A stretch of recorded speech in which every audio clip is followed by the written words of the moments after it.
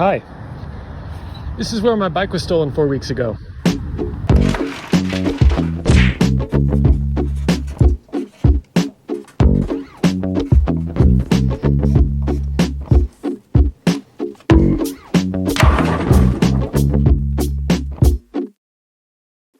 At about 5:45 in the afternoon on my 12th day in Tempe, I pulled up to the Barnes & Noble a few miles from campus to grab some school supplies. Something about the rack they had out front didn't strike me quite right at first, but I took a look around and the area seemed nice and well lit, so I shook it off and locked up my bike.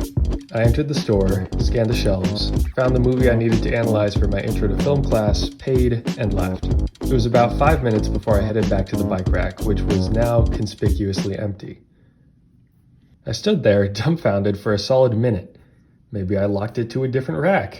Maybe all those years of sleep deprivation are finally getting to me. I didn't. They weren't. Some guy with bolt cutters had strolled on over in broad daylight in a crowded shopping plaza and decided that my bike was his now. The silver lining, now that I would be walking to my classes, was that I had plenty of time to think about all the little things I could have done to prevent it. It wasn't my fault that my bike was stolen, but I could have done a lot more to hold on to it.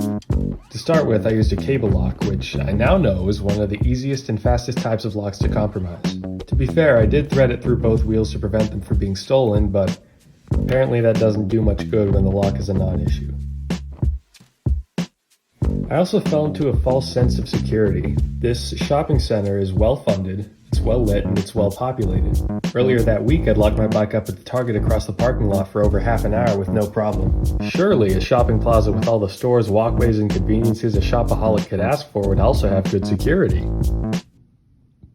They don't have any security cameras outside. They don't. They have none. There wasn't a single camera pointed in the direction of that bike rack. But despite all that, arguably the biggest mistake I made was not knowing my frame's serial number. I wasn't even close. I barely remembered which manufacturer's logo was plastered on the down tube.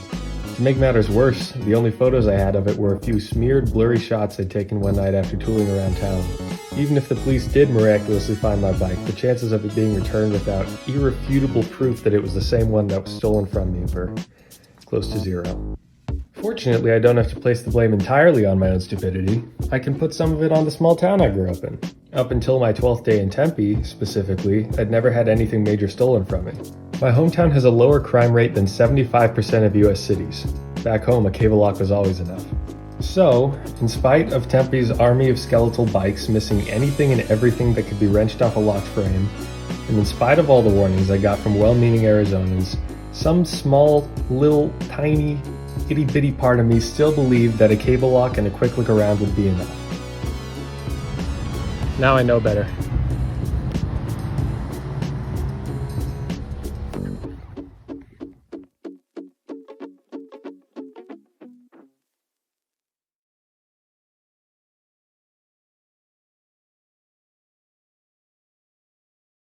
By the way, my bike was actually nice.